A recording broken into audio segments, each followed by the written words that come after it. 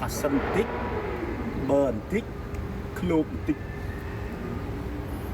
ដូចដោះគូតិច ខ្លាំង អេ ហេហូបកើតអត់ទេបាទ ឆ្ងល់ដល់អាឡាបភិរឿងផ្លែនឹងច្បាស់ថ្ងៃសម្ពោធទៅថ្ងៃណាអត់ចាក់ថ្ងៃណាអត់កុននេះភូមិគ្រឿងម្លេះនេះ អូគាត់រឿងភូមិគ្រឿងលីហ្នឹង រឿងនេះខ្លះយើងចង់ដឹងគេមិនឲ្យយើងដឹង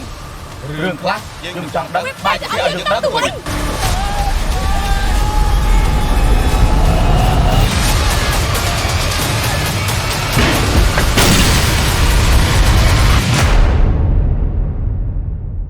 ខ្ញុំដឹងដែរសម្ពោធថ្ងៃទី